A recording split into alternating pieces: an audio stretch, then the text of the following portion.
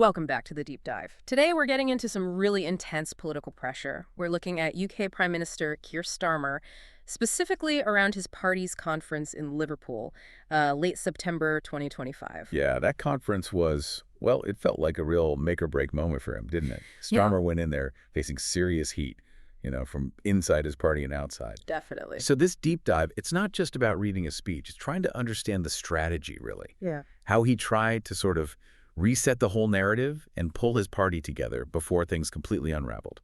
Exactly. So our mission here, looking at the material, is to unpack those two big pillars of what sounds like a pretty desperate strategy.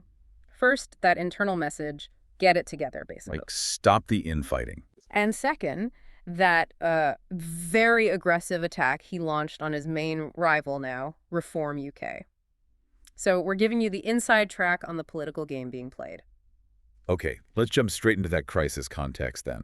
Just how bad was the pressure Starmer was under? Because the sources suggest this wasn't just, your standard political rough patch. No, crisis feels about right.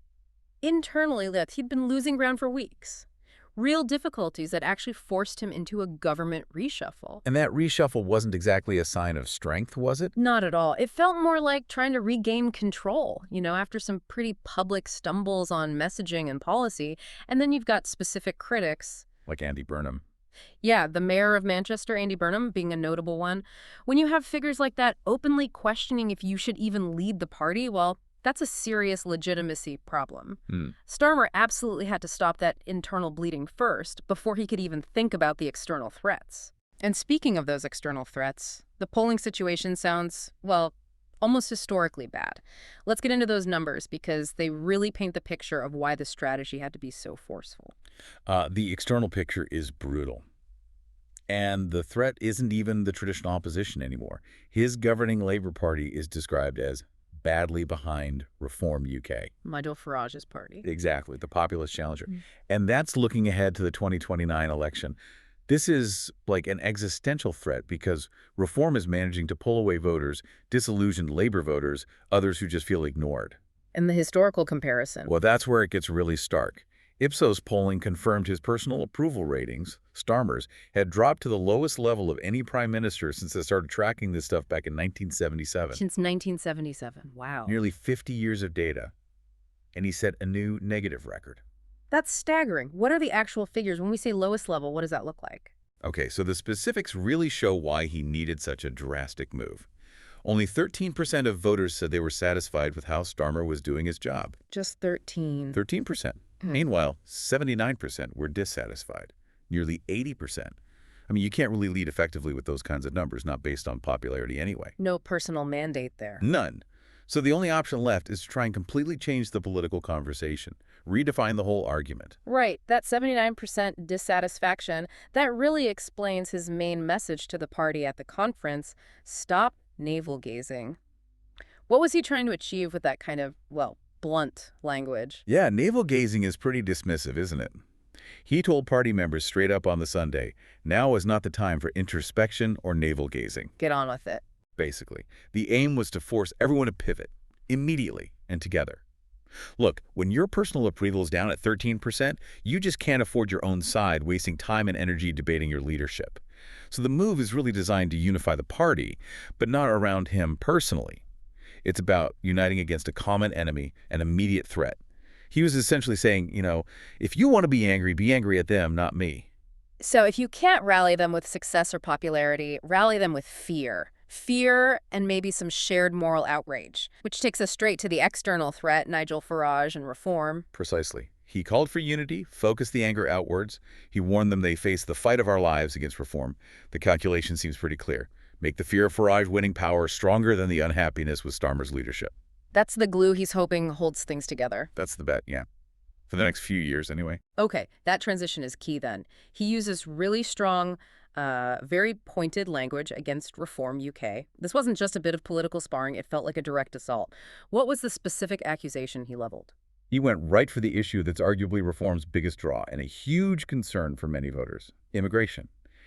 Starmer accused them, the Populist Party, of planning to bring in a racist policy of mass deportations if they win power. Wow. Using the term racist policy directly about a rival like that, that's a huge political gamble, isn't it? Doesn't it risk sort of playing into their hands by making the whole debate about Farage's territory? It's definitely high risk, yeah, but potentially high reward.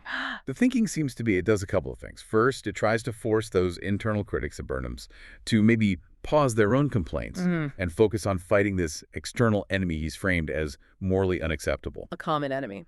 Right. And second, it's an attempt to paint reform not just as politically different, but as, well, extremist, dangerous. By calling them immoral, Starmer's hoping to make it much harder for maybe center ground voters or even traditional labor voters feeling a bit shaky to consider reform. Reject them on principle, basically. But okay, he can't just attack reform on immigration without talking about his own government's record, right? Especially given how important that issue is to the public. How did he try to walk that line, criticizing them while defending his own approach? Yeah, that's the tightrope. And this is where he tries to draw a very, very specific line. He needed to sound tough on immigration himself to address those voter concerns, but at the same time, condemn what he called reform's extremism.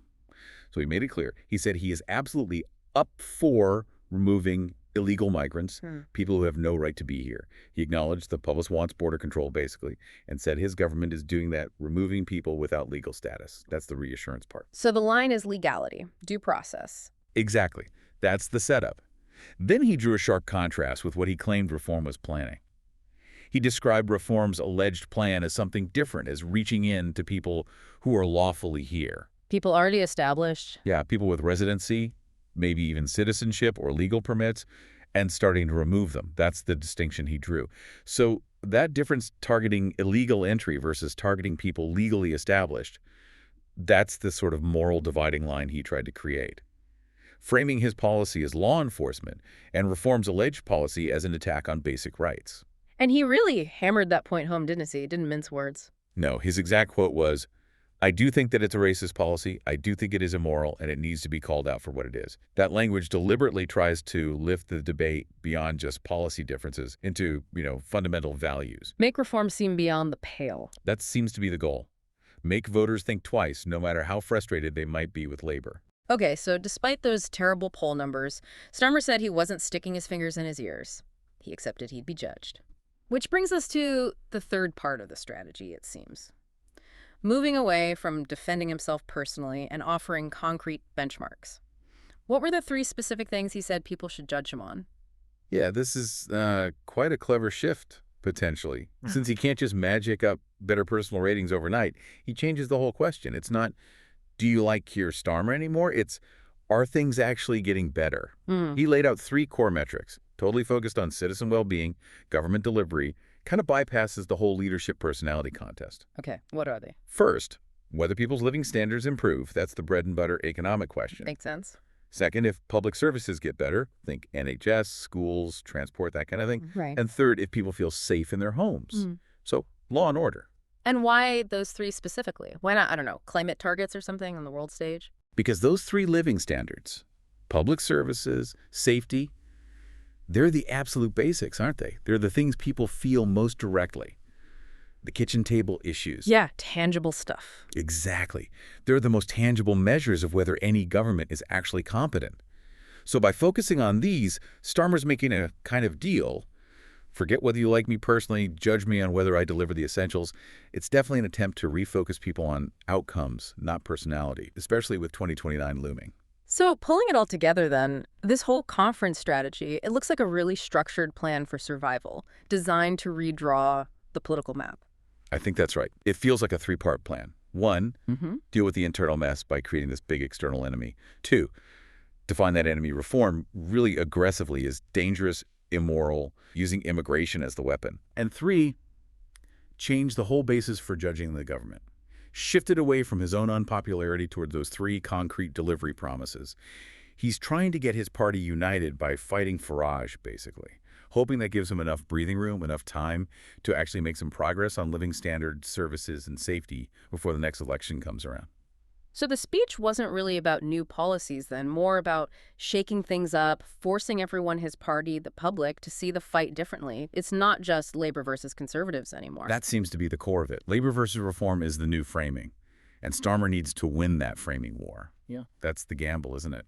He's betting that the fear of Reform UK is a stronger glue for his party right now than any policy agreement could be. And by attacking their alleged extremism, he hopes people will look past his own, frankly, historically bad approval ratings. Which leaves us with a final thought for you, the listener, to maybe chew on. Starmer's put everything on the line now, promising improvements in living standards, public services, safety. But given how much political energy he's just poured into launching this fight of our lives against Reform UK, how much will that fight itself actually get in the way of delivering on those promises? Good question. If battling Farage sucks up all the oxygen, all Labour's focus, can that delivery ever really happen? Something to think about as we watch this next phase of British politics play out.